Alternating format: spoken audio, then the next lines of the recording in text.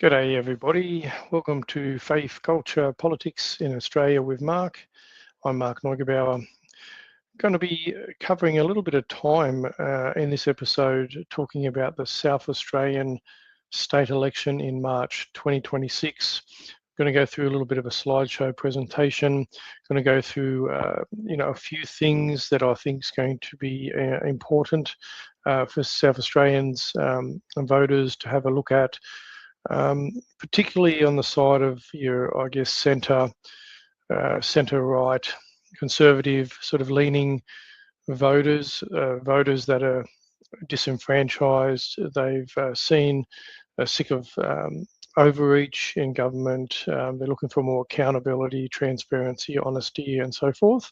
And talking about obviously quotas, preferencing some political parties that I suggest.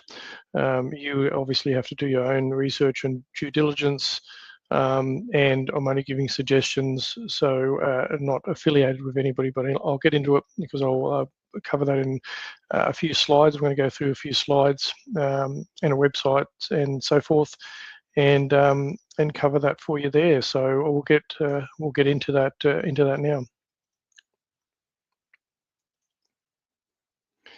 So the title, obviously, South Australia Votes 2026. The content of this video is for information purposes only.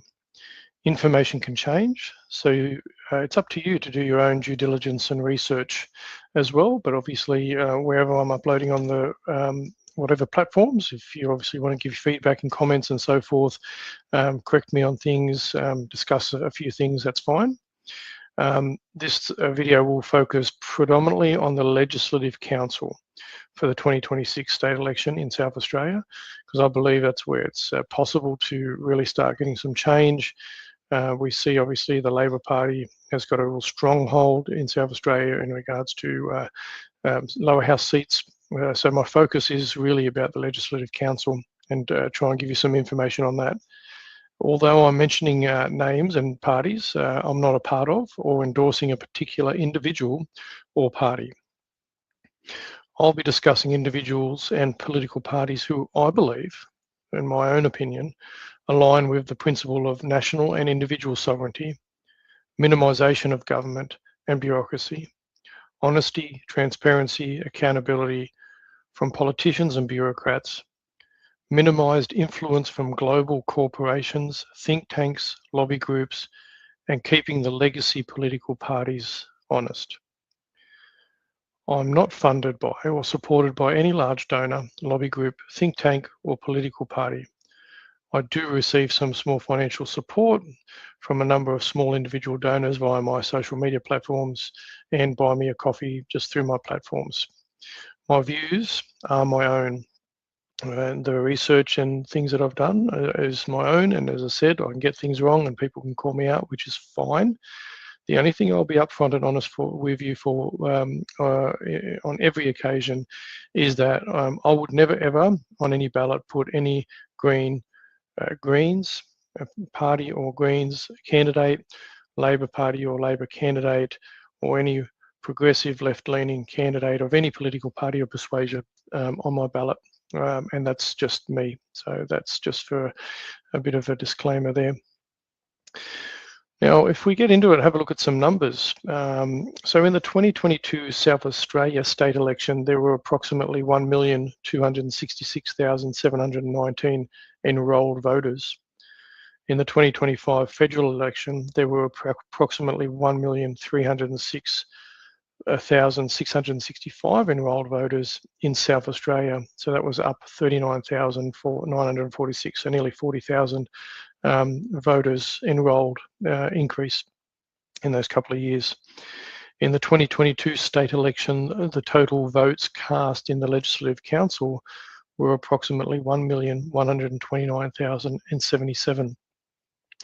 So this leaves around 137,642, so nearly 138,000 enrolled voters who did not vote, who chose not to vote.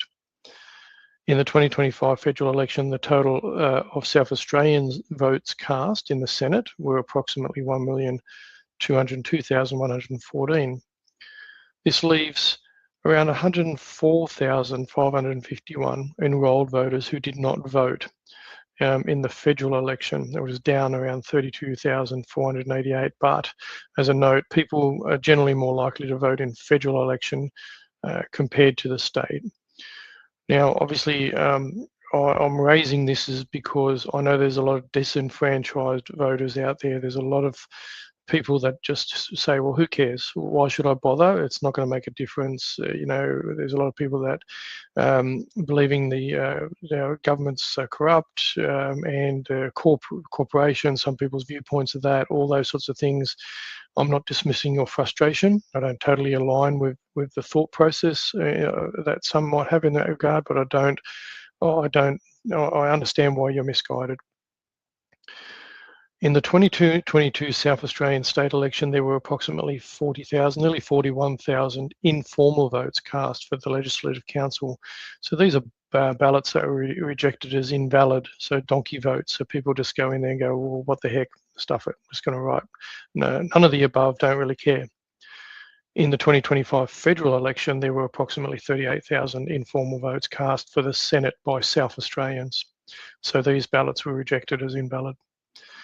So in the 2022 South Australia state election, there were approximately 177,482 votes that were wasted. So that's a combination of your non-voters as well as your informal voters. So that's nearly 180,000 votes wasted in the last state election. In the 2025 federal election, there were approximately 142,593 votes wasted, which is a combination of the 104 non-voters and 38,000 informals. So for this video's example, I'm going to use an average between the two. So I'm going to, I'm going to add those two together and then divide them by 2. And it gives me roughly 160,000. So that's 160 odd thousand South Australians that either chose not to vote because they've had enough, they're enrolled to vote but chose not to. And then obviously a number that were informal, just that rock up and scribble on the ballot, and it's an invalid vote. So that's quite substantial, and I'm going to go through that a little bit more as I go through this video. So the current Legislative Council as it sits, so these are South Australian members of the Legislative Council whose term expires in 2030 on the left. So you've got 5 Labor members, 4 Liberal members, a Green senator there, independent, which is Sarah Game, who was previously elected as One Nation, but is now with Fair Go Australia. So these are your MLCs that whose term doesn't expire until 2030. So in the 2026 state election, on the right, you'll see the ones that are up for whose term expires. Now, some may not contest any further, some may. So you'll see 4 Labor members there.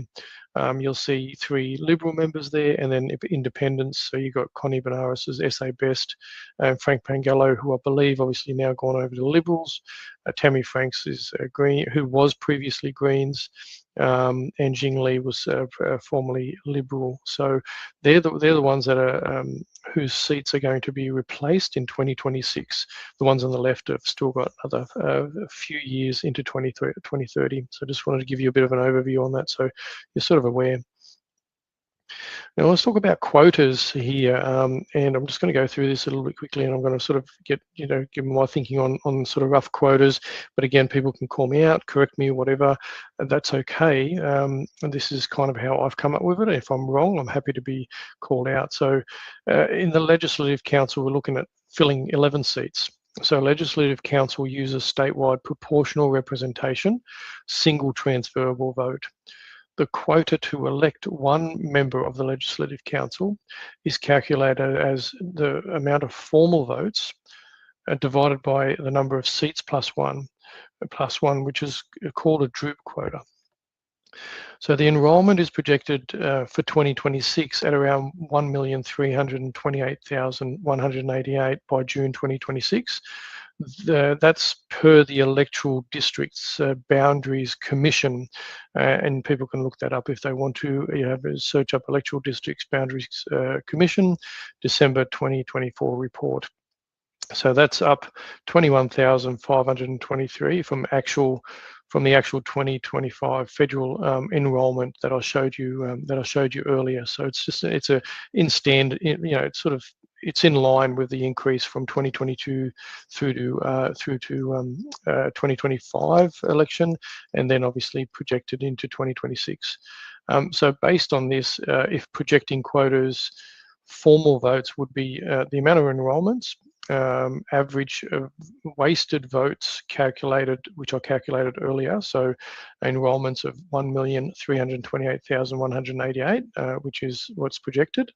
And minus the wasted votes, which is around 160,000, which I showed you earlier, gives you 1,100,000, roughly, circa, around about 1,167,651, yielding a Legislative Council 2026 projected quota of around 97,305. Now, there's a few different, ways that I looked at this. It can range between 90 to 100,000, but for this example, obviously, I'm picking up on the 97,305 is the quota to get one member elected to the Legislative Council. So each MLC candidate to be elected would need around that 97,305. Ballpark, all right? So that's ballpark figures. So just so you can keep that in mind, in your mind there. Now, if we have a look at 2022 first preference votes and how they went for the Legislative Council, you'll see Labor obviously at 402,000, Liberal at 374. So that gave Labor a quota of 4 members in the Legislative Council, and as I'll explain a little bit in a minute with Anthony Green's, he does an amazing, obviously, he does an amazing review on politics, his musings. He's got a website, very, very knowledgeable. So I'm going to go through that in a minute. But Liberals at 3.85 quota, Greens got one and a bit. One Nation 0.47, then Liberal Democrats 0.37, and so forth. So it goes on to the portion of quotas. So you'll see in the ones that I've highlighted blue, the total of those, all those smaller sort of counted numbers, they all add up, including the little independents on the right-hand side there. They all add up to 0.22 of a quota. But if you combine all the blues, the cells that I've highlighted blue, it gives you a quota of 1 Legislative Council seat.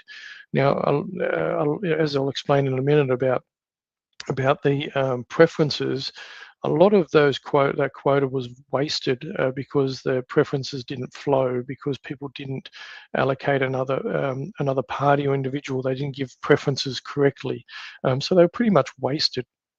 But we also find out, obviously, that Labor ended up getting across the line with an additional, so they ended up with 5 just because of the way that certain preferences did end up flowing in there. So I'm just going to take this quick opportunity to go through a little bit of Anthony Green's little commentary about how the preferences flowed, and how One Nation, when you have a look at, they only had 0.47 of a quota, so not a full quota, how Sarah Game was actually elected. So I'm just going to share this site from Anthony Green and go through that with you.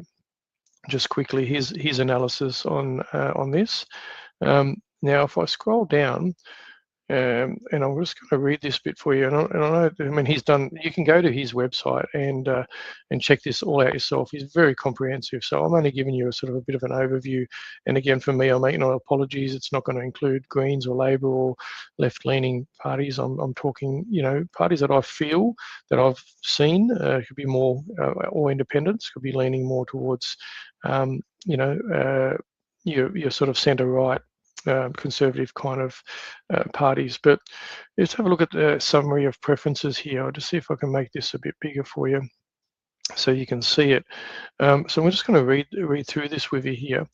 The tally of first preference votes and then the initial trickle down of preferences through the candidates on the Labor, Liberal and Greens tickets elected 9 candidates on filled quotas. These were 4 Labor, 4 Liberal and 1 Green. At this point, no candidate in the count had a quota. The highest party total after excluding filled quotas were One Nation, so they put 0.5 Labor had a 0.4 beyond their 4 filled quotas, so they had 4 full quotas plus 0.4 left over, a certain amount of votes, obviously. And then you had Liberal Democrats who had 0.4, and then you had Family First 0.36, and then the quotas distributed across 16 other groups was 1.2881. So look, you saw my spreadsheet, so it's not totally lined up, but Anthony Green's is very, very, very accurate from there. But the next highest partial quota at this point was legalized cannabis with 0.25, too far behind Family First to catch up. So Family First was 0.36. So the exclusion of the lowest polling candidates and distribution of voter preferences now began. By count 617, there were 2 remaining Labor candidates, Russell Wortley with 35,000 votes, and 6th Labor candidate Megan Spencer with 2,698. The ungrouped independent had been excluded, and only 1 candidate remained from the other 18 groups on the ballot paper. At this point, the leading groups were One Nation, Labor had 4.42, Liberal Democrats 0.39, Family First 0.3689, and then 1.2 quotas. So one full candidate could have been elected out of the ones that were distributed across 15 other groups. I hope that makes sense. During the continuing distribution of preferences, Family First passed Liberal Democrats at count 5,608. Only 4 candidates remained. So Russell Wortley, Labor, now led with 54,000 votes, just rounding it. 0.6 of quotas, having attracted 16,000 preferences, 13.7% of votes distributed. So he picked up some preferences. Sarah Game, with 53,000 votes, had 0.59 quotas, having attracted 7,450 votes as preferences. Tom Kenyon, Family First, was now in 3rd place with 42,000 votes, picking up 9,000 from preferences. And James Hole from the Liberal Democrats was now in 4th, picking up 4,166 in preferences. To this point, 68.3% of preferences from excluded parties had exhausted their preferences for not choosing between the 4 remaining candidates. Exhausted preferences represented 0.88 quotas, which is nearly 1 full quota, right? So this is the point I'm trying to make to you about preferences and not picking other parties, regardless of where you're aligned with them. And I'm going to go through that a bit more in this video. James Hole, Liberal Democrats, was now excluded with only 3 candidates remaining in the count of his preferences. So he had people, the 72.6 were exhausted, 12.6 flowed to Family First. So Liberal Democrats, 12.6% flowed to Family First, 10% to One Nation, and 4.3 to Labor. This put One Nation back ahead of Labor. The totals now stood. Sarah Game, so these are Liberal Democrats' preferences, benefited Sarah Game. She had 57,000 votes, so attracted 7.6% of votes distributed. Russell Wortley with 56,000, and Tom Kenyon 48,000. To this point, 71.3% of preferences from excluded parties had exhausted their preferences. Exhausted preferences represented 1.21 quotas by this stage. Game and Wortley could have been declared elected at this point, but the exclusion of Tom Kenyon went ahead to determine the order of election. Of his preferences, 70% exhausted, 17% flowed to One Nation, and 12.8% to Labor. All right, so this was Tom Kenyon from Family First. When he got taken out, this is how it flowed to One Nation and then to Labor. So the final totals were Sarah Game, even though she didn't have a full quota, to make up 1, and Russell Wortley either, Sarah Game elected at number 10 as a member of the Legislative Council with 65,000 votes and only 0.72 quotas. so attracted 10.6 of votes distributed since count 617. Russell Wortley, he ended up being re-elected as the 11th member of the Legislative Council with 62,000 votes. So very, very close, with 0.68 quotas having attracted 12.8%. To this point, 76.6% of preferences from excluded parties had exhausted their preferences. Exhausted preferences represented 1.5 quotas, so 1.5 candidate members could have been elected with that. It was equivalent to 1.58 quotas, which could have gone to another party. Once again, new voting system demonstrates its underlying property of favouring candidates and parties that start the count with a higher quota or remainder quota for parties that elected more than one member. Despite a good ballot draw and finishing in third spot, the Liberal Democrats failed to attract preferences. Right? Failed to attract preferences. There was no exclusions where the Liberal Democrats attracted more preferences than other parties, and Conservative preferences that did flow favoured One Nation and Family First. Green surplus preferences were crucial for Labor, staying ahead with only 30% exhausting on the exclusion of the final Green candidate, the lowest exhaustion rate at any exclusion. Once again, the new system demonstrates that parties can no longer leapfrog from low votes on preferences, with preferences now determined by voters themselves.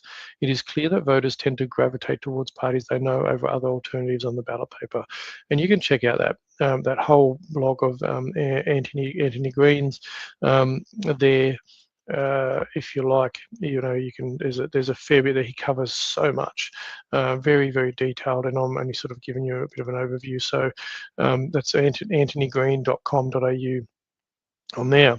So let's get back to my little presentation here and slide. So you can see from that, one thing that it does demonstrate is that Greens and Labor and other sort of progressive left-leaning type parties are very well organised to organise preferences, and this is what the Conservative side has to do a lot better. The centre-right Conservative side has to do a lot better in regards to preferencing. Right, so again, this is the link for anthonygreen.com.au, and this is it's SA 2022 Legislative Council results finalised. So he was going through all these ones that got knocked out because of their quotas, right? So it's really important for you guys to understand that it's important to preference similar-minded, like-minded parties and candidates. So currently known registered parties for 2026 state elections. So this slide's turned out a bit wonky, but obviously is the Australian Labor Party, Liberal Party, Australian Greens, SA Best Incorporated, Jingli Better Community, Sarah Gay and Fair Go for Australians, Pauline Hanson's One Nation, Family First Party, Legalised Cannabis South Australia, Animal Justice Party, Real Change SA, National Party of Australia, the Nationals, United Voice Australia, for Unley, Libertarian Party is showing those registered, but I've found out since that they're a registered party, but because of the new rules that Labor brought in, which has obviously really impacted independents and minor parties severely. And then obviously you have and you have SA Socialists, I believe, running for the first time in this state here. So these are known registered parties, but yeah, obviously made a bit of found out since making some inquiries that the Libertarian Party, even though they had over 30,000 people voted for them, they're previously registered under Liberal Democrats are not running, and nor is Gerard Rennick's People's First not registered in time for this one. So the breakdown of parties and potential voters, and I kind of did want to go through this, and this is what I was saying to you about. I've got names there, and again, guys, this is just my opinion, right? I've put some names here, and you can call me out if I've got it wrong. I'm looking at parties that are your centre-right, Conservative, leaning parties. So I'm obviously staying away from your far left, your Labour Greens, your sort of socialist aligned, your progressive left leaning parties, right? I'll make no excuses about that, because I myself align with a lot of the values from the parties that I'm mentioning here. So that's why I've brought these up. So yep, if you want to criticise me for that, fine, that's okay. Go right ahead. But if you have a look, this is what I currently know as of delivering this video. Carlos Coimbra is at #1 for One Nation, and Rebecca Hewitt.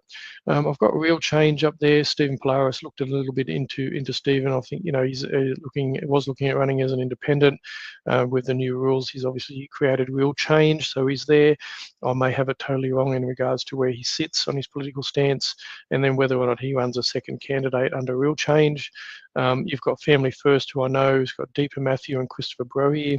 I understand are running United Voice Australia Party is Mark Aldridge and Matilda Borden.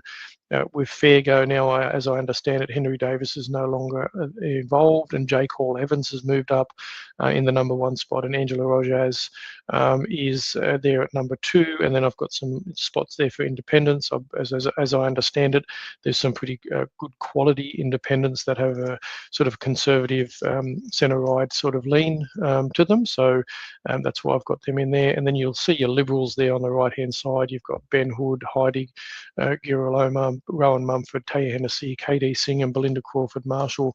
Now, I'll explain a little bit why I've got Liberal there.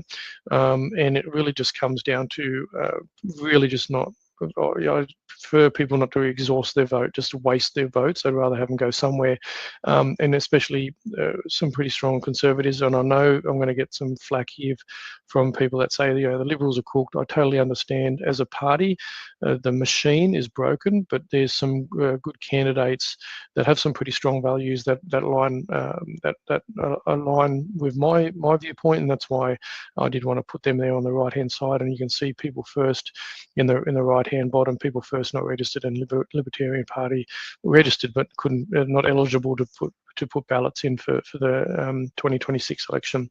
So if you have a look at the quotas, then if you have a look at the number of votes, first preference votes, One Nation on the left-hand column there, One Nation, Liberal Democrats at the time, Family First, Australian Families, and National. So total combined vote for all of them is 132,516 as your first preference votes. Now, I'm not for 1 second disillusioned at the fact that Liberals are probably going to bleed a lot of votes, and that One Nation vote for this time round is going to be reflecting a lot higher, I believe. I believe Family First will also pick up some. Nationals, because of Liberals are massively bleeding. I think there's a lot of people that, regardless of how well the party's formed, with Ashton Hearn taking over, I still think they're going to bleed votes at the election. And then you had SA Best and Real Change. Now, I'm really not sure, the political tilt lean for them, but their votes added up to 20,000. All the others were 21,431. People that you see in the middle cells there, people that didn't vote, 121 plus the 39, so it's a total of 160, which I mentioned before. So the total votes that I kind of look at, roughly, your centre right Conservative votes, and if we say people that have lost touch and have just not bothered voting because they reckon the system's broken, I really do believe that a lot of those people are ones that believe there's too much government overreach. They were really burnt through COVID, and they're going, well, what the heck? Why should I bother? I hope, and I do believe that they are the ones that would likely vote for these type of parties and candidates. Now, I'm stand to be corrected. I'm happy for people to call me out on my views and thoughts on that. But if you have a look at the total votes on that at the bottom middle cells, you had the 335,293 as a total. And if you divide that by the amount of quotas, which I mentioned earlier, which is 97,305, so that's the estimated quota to get one member of the Legislative Council in, that's 3.45 quotas. That's nearly 4 candidates. So if we had a much bigger percentage of people that voted, and people that didn't donkey vote and stuff up their ballots, we'd have a potential with those numbers to get close to 4. Now, if we pick up a ton of more votes that have bled from the Liberal Party and maybe Labor Party's on the nose, the Greens might be on the nose because they don't like the Australian flag. They don't like Australia as a country. They're very much the way it is. Obviously, the heritage of the country, all these sorts of things. Maybe people are realising that the Greens aren't really, the Greens. They definitely haven't been the Greens of the conservative conservationist Green of decades ago. Who knows? There's a lot of votes that could bleed into these parties and candidates, which could increase the quota, the potential quota to 4 or 5 even. It really depends on you, the voter, and this is why I'm doing a bit of a video to explain this.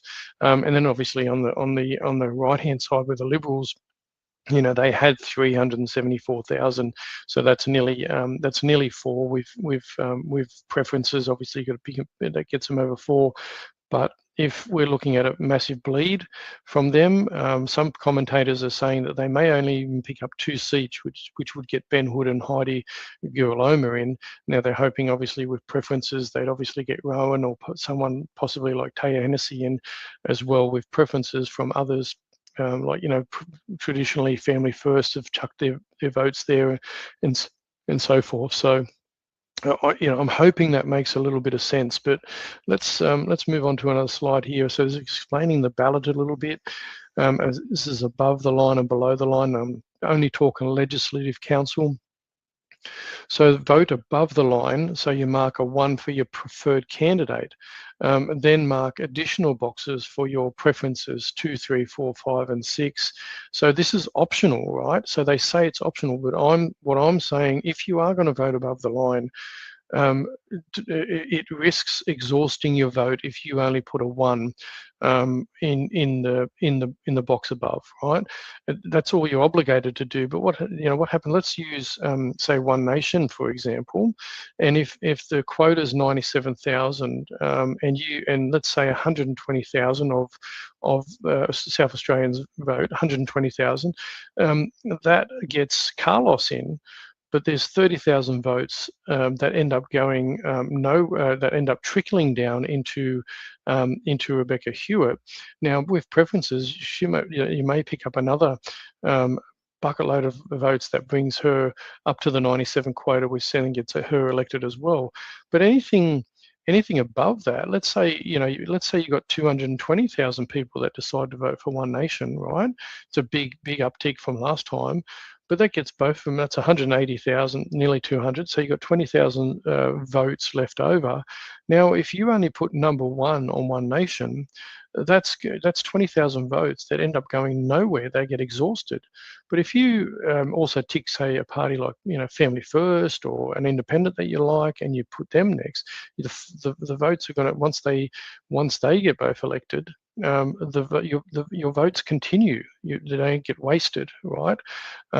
So that's why my recommendation is, my recommendation is to vote below the line and mark all 12. But I'll go into that in a minute. But if you want to vote above the line, please don't just put a 1. Look at your Conservative candidates. Look at your candidates that align with the party that you like, and then preference the other parties in order that way, right? And then you've got the below the line. In line number 1 for your preferred candidate, but then you have to vote. You have to number 2 through to 12 as a minimum. So if you don't vote, if you don't put a 1 through to 12 in all the boxes, and you happen to stuff up the numbering, it stuffs up the ballot. So it's really, really important. This is the below the line voting is the best way that you actually make your vote count for the actual candidate that you want in the Legislative Council. But you have to mark 1 through to 12 as a minimum. As a minimum, you can vote. You can mark more, but 1 through to 12 is a minimum. But if you vote above the line and you mark six boxes, then you're going to end up electing the people that are on the bottom line anyway. So I'm just going to give you an example with this. So this is an example only, and as I've explained before, this is just purely used to show, as I've used the names and the parties to show you. I'm not telling you who to vote for, who to preference. That's why I'm not, in my example, I haven't put numbers. It's not what I'm about. I'm not about to tell you who to vote for, but I kind of just want to put some names up there to show you. So if you looked at, say, for example, you've got One Nation as Group A, then you've got Carlos and Rebecca underneath in the below the line. So above the line is your Group A, B. Above the line, you're at One Nation, you've got the parties. Below the line is the names of the people within that group. All right, I hope that makes sense. So you know you've got Family First, you've got Deepa and Deepa Matthews and Chris Brory. They're in Group C. You can see Family First. So if you tick, let's say for instance, you did, you wanted to vote for United Voice with Mark Aldridge and Matilda Bowden, right? And the quota is 97,000, and you voted for them, like I said before, and you've got a couple of 100,000 people that decide to vote for United Voice. That gets both Mark and Matilda in. Because the quota is 97,000, just as an example. So that's nearly 200,000, but there's 220,000 of you that voted. So there's 20,000 that need to go somewhere. Now you might think, oh, I like United Voice, but from there I actually like, Fairgo, or I like the Nationals, or I like an independent. So you mark that, and those 20,000 votes don't get exhausted. They actually go on to another person. So this is where it's really, really important. Now, let's say you mark, let's say you mark all of those that just decide to go on. Let's say you mark One Nation, Family First, United Voice, Fairgo. You number them 1 through to 6, whatever, and you still then don't want to see your vote wasted. And we know that it's a very good likelihood, if you have a look at Liberal in Group I, they're very likely that Ben Hood and Heidi's going to get in. Commentators are saying they're going to get at least 2, possibly 3 preferences. If and I understand Taya Hennessy's a strong Conservative. If you feel like that you don't want the votes to be exhausted beyond the, let's say, for an example, you go, okay, I'm going to put United Voice, One Nation as number 2, Family First as number 3, Fairgo at number 4, Nationals number 5, Real Change number 6, maybe an independent there at number 7, and then you could put the Liberals at number 8, which would mean that once Ben's and Heidi's quotas are filled, your votes won't be exhausted. They'll trickle down to someone like Tia. Now that's totally up to you. If you're so over the Liberal Party that you absolutely don't want to give them an inch, you don't want to give them nothing, that's up to you. I'm just giving you the idea that your vote can be trickled to as far as you want it to go, and without it being exhausted, by numbering enough of the candidates. Now, in my view, and this is why I've put them all there, is in my view, the majority of these parties are very similarly aligned on a lot of things that have been pushing back against the government overreach and legislation that's been rushed through, and obviously looking in the Legislative Council to try and get some combativeness against in the Greens, combativeness against Labor, hold Liberals to account. The more people that we can get in that Legislative Council that are aligned with the values that we believe, the things that have happened over the last 5 years, you can actually make a difference in that and challenge that, regardless of whether you think there should be a better system, or whether this system's just not going to work anymore. Because this is the thing, right? So the 160,000 people that aren't voting anymore. The 160,000 that have gone, I'm over it. Like, government's just crap. It's a corporation. Whatever your views are, we can't make a difference. If nothing else, what's it going to hurt for you to give one of those candidates that have put their head above the parapet, that are hoping to challenge the government for a few years while you're working on your new system, while you're trying to build the alternate system and try and have those conversations and communities in that? You've got nothing to lose apart from getting out on a weekend for, depending on how far you have to travel, half an hour to an hour, whatever, and put a vote next to a candidate that said, I don't agree with what's happened over the last 5 years. We have got tyrannical government, we have got government overreach, we have got no transparency, no honesty, no accountability.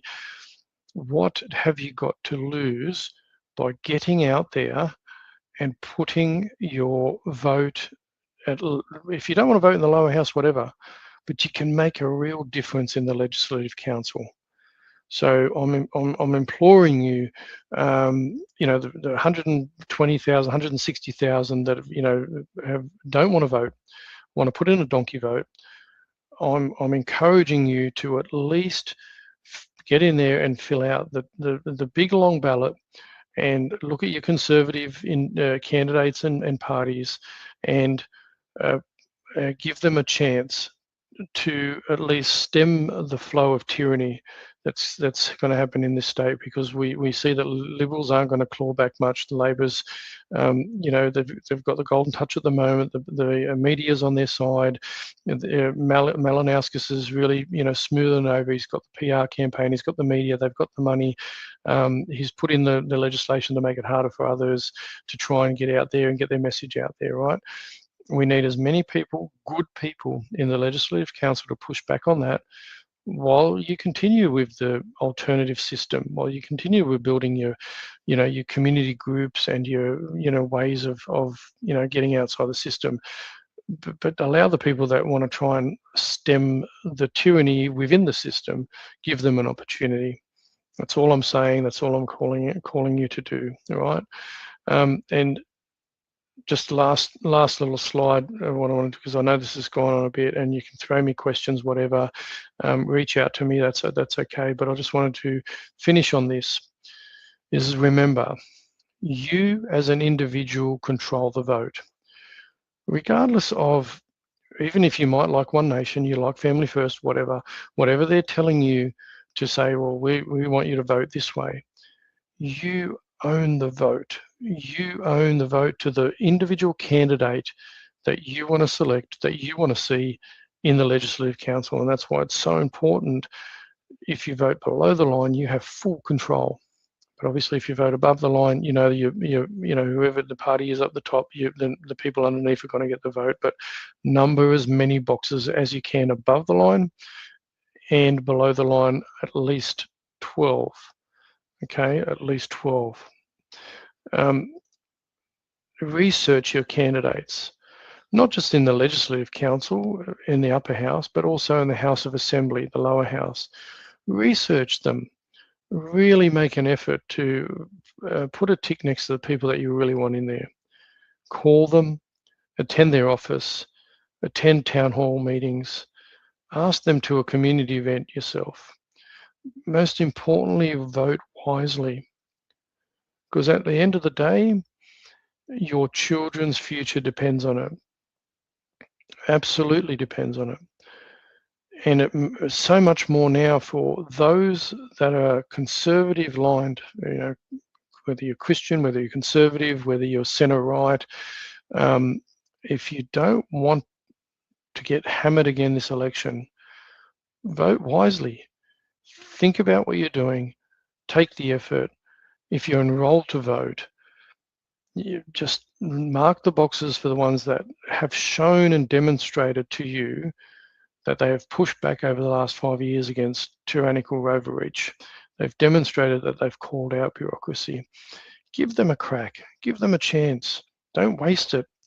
Don't waste the 160. That's nearly 2 candidates. 160,000 to 180,000 votes. That's nearly 2 candidates. So I really encourage you to think about that. And if I've got things wrong, fair enough, call me out, reach out, whatever, make some comments. If you think I'm totally off track with the people that I've put there in regards to my views, whether they sit on the side of, wanting to push back on unaccountable bureaucrats and politicians, let me know. I'm happy for you to call me out of it. I just want the best result. I don't want wasted votes. I don't want 70% of votes exhausted on our side. We see that the progressive left, socialists, Green, Labor voters have been taught and encouraged how to vote. Their preferences will flow to where they're going to want them to flow. We've just got to get it right on our side. Anyway, God bless South Australia. Wishing you all the best. Really, I'm going to continue to talk into this topic between now and March. I'm not going to stop trying to inform you. I'm going to try and bring people on that can talk into these a lot better than me. Again, people that might be able to correct me as well, put some other tilt of thinking towards it. But I'm going to try and keep you informed going forward. So thanks for watching. I really appreciate your time. And as always, if you like what I'm bringing to you, if you like the time and effort that I'm spending, consider obviously sharing, subscribing, and also buying a coffee if you so can, if you're in a position to. I know it's tough, but yeah, just obviously it does help to obviously try and build the platform if I can. I'd love to be able to look at doing something like this full time, but that's totally reliant on you. I'm going to try and do what I can still in the capacity I can with what I've got. But if you like what I'm doing, then I'll love your support. Anyway, God bless. Take care. Good evening. Could I have your attention for the next 3 minutes? I'd like you to see and hear something which we feel is rather special.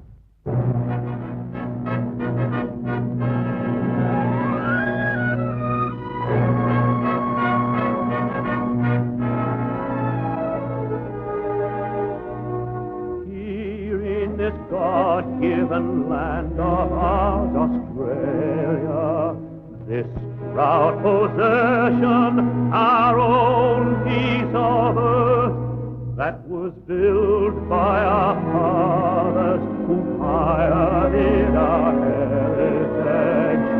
Here in Australia, the land of our birth. God bless Australia.